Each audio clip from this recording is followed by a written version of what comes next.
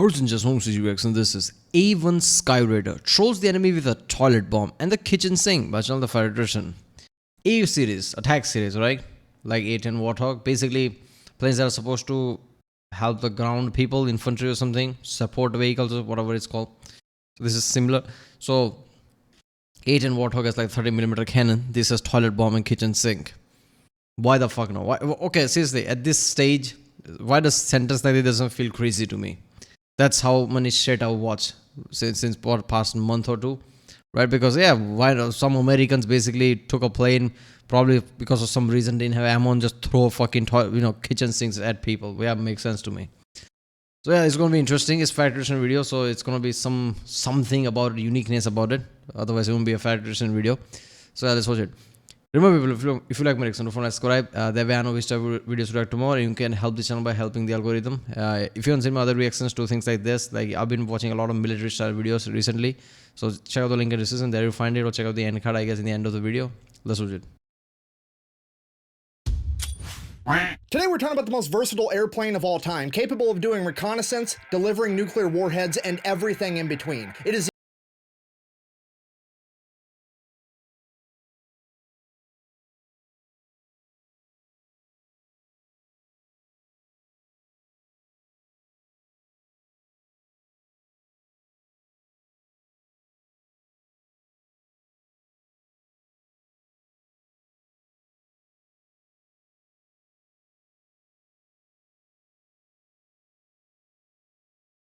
Alright, here's what you need to know. This plane is the epitome of old man strength. Coming into service in 1946, well into the era of jet-propelled aircraft, it still had a propeller, meaning that most people thought that it was obsolete before it ever even left the assembly line. But what those people didn't take into consideration is this wasn't just any prop engine. This was a Wright R3350 duplex Cyclone engine running on 18 cylinders and cranking out 3,700 horsepower. Impressive. Very nice. This enormous engine is the same engine from the B-29 Super Fortress, and they stuck it inside of an attack plane so small that it could land and take off from an aircraft carrier. This thing is the Wright brothers equivalent of a crotch rocket. The Skyraider is so powerful that it can carry 17,000 pounds. I mean, look at the wings compared to the plane. It's like, why is it? He has a folding wing. Damn. Look at that with weapons. They're like, okay, what about the weapon weight? I'll fold. Why not? Look at the wing and everything. Also like propeller size and all that shit. This shit is insane. So even today they have to use like the catapult thing for the aircraft carriers, right? But this was so powerful that they didn't need that. Like fan was like already, like propeller was already like spinning really fast because they have a strong engine worth of bombs, despite the fact that the plane itself only weighs 11,000 pounds. To put that into perspective, that is more ordnance than the B-17 could carry at the time. Or we could even compare it to the world heavyweight champion, the B-52, aka Buffy the Forehead Slayer, that's world renowned for its ability to carry a bunch of bad guy to baloney mist technology on board. The Buff carries about 70,000 pounds worth of ordnance, but it weighs 183,000. I mean, look at it's like a long ass pipe, which means like of course it's gonna carry a lot of shit. Does this plane doesn't work today, right? With all the technology and all the anti-aircraft things, you would need something like a B2 or something, or what is it called, B20, and the newer one, right? This can't work today. Pounds. Okay, if you're not picking up what I'm putting down, I'm trying to tell you that the Skyraider might be the pound for pound champion when it comes to putting warheads on foreheads. And here's the kicker with that, that's not even its whole job. It could do literally everything else. This plane was so versatile that there were over 30 different variants. It's done everything from low-level reconnaissance to close air support to electronic warfare to even being capable of delivering nuclear warheads from a carrier. And none of that's even the scariest part of this aircraft. I mean, they took like, okay, let's talk about it. Let's make a versatile size plane that give it like one of the most powerful propeller engine we can give it. It already can like throw bombs and like attack with weapons and shit. It's an attack plane, so that means basically it can do fucking anything, and they just made multiple things of it. The scariest part is the pilots. This aircraft went into service in 1946 and stayed in service until the 1980s. I'm gonna say that again, but slower. This is a combat aircraft running on a propeller in the 1980s, earning it nicknames like the Flying Anachronism or the Super Spad, which is a reference to the biplane from World War I. If you're not picking up what I'm putting down, I'm trying to tell you, you have to be a special flavor of badass to look at all the existing aircrafts at America's disposal in the 1960s, 70s, and 80s, like the SR-70 F-71, the F-14, the F-15, the F-18, all of those were available. And they're like, nah, give me the one with the propeller. I'm gonna do this shit on hardcore mode. And boy, did they. Here's the thing, this wasn't like— Wait a minute, but was A10 a thing around this time? Because yeah, okay, F-15 and all that makes sense, but like none of them can do what A10 can do. I'm guessing what A1 can do, like, you know, infantry support, like, you know, in that way, right? Maybe this propeller plane works better that way, right? Maybe F-18 and things like that can do it, but it was just like, I don't know, trying to like do too much with it. Like the planes like that is like mostly multi-purpose. It can work. That's why they're like stopping A10 now, right? Because like why you need it? They're F-35, right? I'm pretty sure they're like changing F-16 as well, right? Well, I'm pretty sure they're changing F-15 as well, like some numbers around XC or something. So yeah, that's why they. But yeah, you know, the things that attack planes can do is like, yeah, these planes would have a hard time. So maybe that's why, I don't know.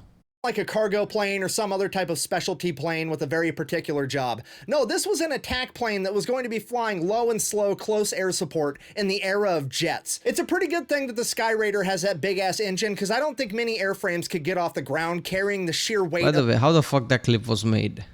Are those like, is that an actual battlefield clip? Which I don't think so, because it's like a pretty clear, which means it's like a video they made to show its badassery, which means people are walking in front and there are explosions behind it. Obviously, like Hollywood, they can do it, but still, that's so insane.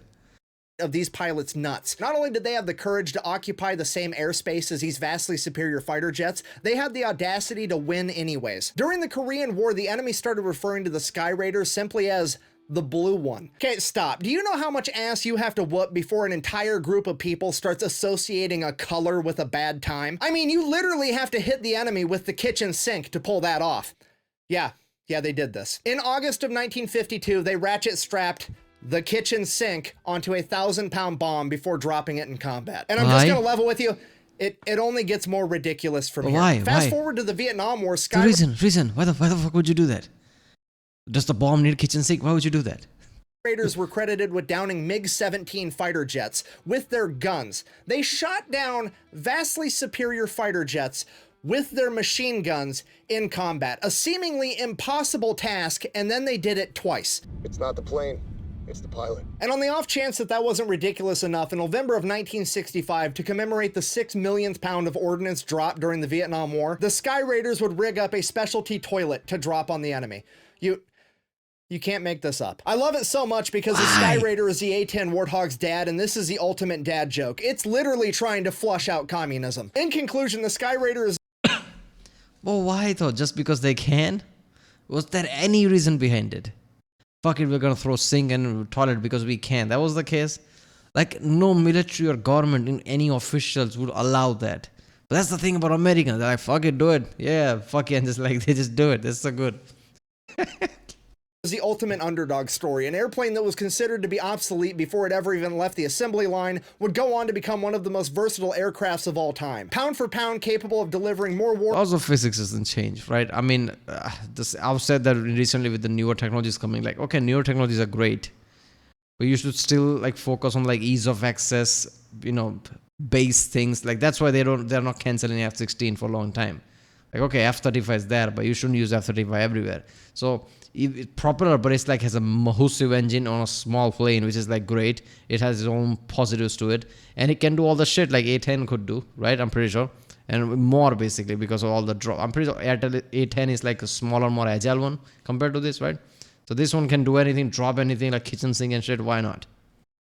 Warheads on more foreheads than the B-52, and so dominant in combat that it literally made the enemies fear the color blue. Oh my god, I'm rhyming. Anyways, it's also the only aircraft to literally hit the enemy with the kitchen sink, and then they had to one-up themselves and flush out communism with the toilet, because that shit stinks. Anyways, thank you for watching. Best way to support the channel is go buy some merch at thefatelectrician.com. Quack bang, out. Is there anything more? Nope. Oh, there you go. A1 Skyraider, the predecessor to A10 Warthog. Makes sense. Oh, this is so good. The plane, oh, it has a folding wing. What was that? Like, that's so insane. Like, how does that work? Wouldn't you be scared? Like, what if it folds midair for whatever reason, like malfunction? What is a folding wing there? I'm guessing they were trying to make it like portable, like they can fit that anywhere if need arise. They tried to make that as versatile as can. Right? That made it so insane. But what seriously, like, what's with the kitchen sink? This is because they can? This is so insane, man. Alright, well, that was A1 Skyraider trolls enemy with the trolls. They literally drop it.